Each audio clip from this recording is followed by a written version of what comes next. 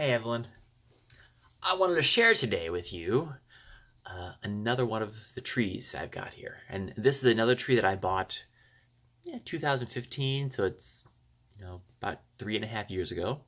And I left it at work in the window. And I just brought it home, and I'm gonna, I think, replant it into a slightly bigger pot. At this guy. This is called a Ponytail palm. So it's a little mini, tree, and you've got the trunk, and it's got all of these stems. Now these stems, they all come out these little stalks that shoot out, and occasionally a new little stalk appears. Let me see if I can find one. There was a new shoot here somewhere. Right here. See that? Another little shoot. Another little shoot that's just getting started. It's going to pop out and it's going to become one of these. And turns out, these, as they get older and they start becoming more mature, see every year new leaves come out of the very center, and the old leaves get pushed out. And as they get pushed out, eventually they get dried off and they crumble off, and you can tear them off like this. And that makes them get bigger and bigger around. And eventually they get this size, as it so happens. So the interesting thing about this is that, well, there's lots of interesting things about it. But one of the things that I think is kind of cool is that it's not a tree. And it's certainly not a palm. It is a little bit of water on me. I put water in yesterday. Turns out it's a lily. And not only that, so the scientific name, and I had to look this up because I'm terrible with these type of things, is Beaucarnea recurvata. That's the name of this variety of plant. And it belongs to the family of Asparagaceae, which turns out is asparagus. So, well, this is not asparagus, but it's the asparagus family. So it's very, very similar to the asparagus such as you eat. And then if you go up the hierarchy one more step, it belongs to Liliaceae, which is a lily. So the lilies that have little bulbs, and you plant these bulbs in the ground, and out of the bottom of the bulb you get some roots, not a lot, and then you get these long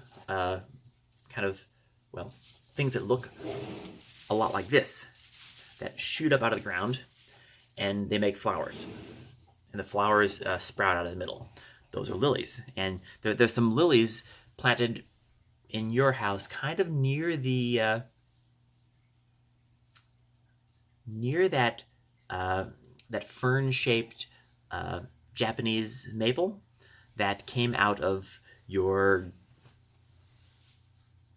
great-great-grandparents' place. I can't remember exactly where, but every year they come up and then they get eaten by the rabbits. Well, anyhow, those are lilies, and so is this. But lilies, they have bulbs.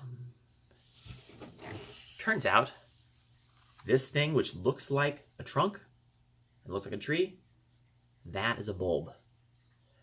And I haven't myself, but other people, they'll dig these out and they will transplant them. And I'll transplant this one probably in a couple months into a bigger pot. But when they do that, you see it's basically a kind of teardrop-shaped bulb with a little bit of roots at the bottom. And what kind of got me interested in this, well, I mean, I've had it for a while, and I just thought it was kind of cool. I gave one of these to my grandmother on my dad's side, and my grandparents on my mom's side as well. Well, anyway, if you go to Grandma and Grandpa Banjo, they've got one of these, and the tree is 20 years old, and it hasn't aged a day, but nonetheless, there it is. But what happened recently is this.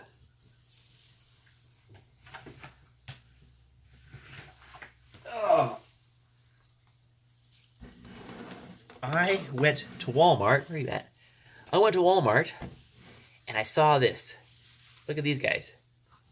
Little round bulbs. Not just that, but a whole pot of them. And I thought to myself, man, those things, they totally look like space aliens, don't they? And it was a crazy good sale. Basically, they were trying to get rid of these things, so they're like half off. And they're really cool, so I got them. And there's a few of them.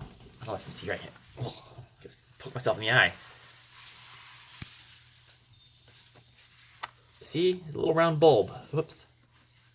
And that is the beginning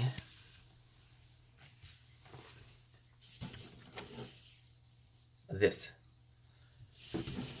So for $10, I got something like 15 of those little bulbs. So if we plant them in pots and we wait for, you know, forever, at least in this climate, we wait forever, they will turn into one of these.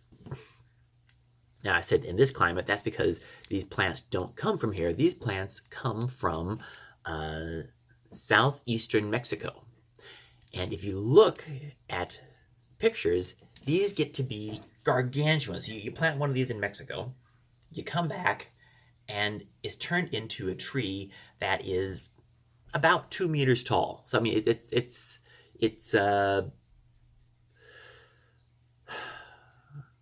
about 1.5 times my height.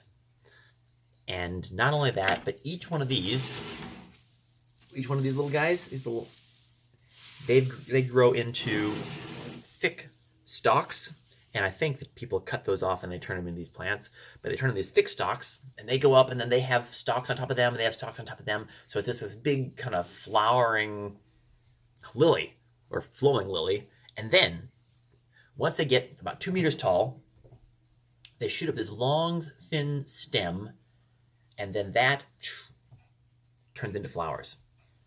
So just like the lily in the garden there by that little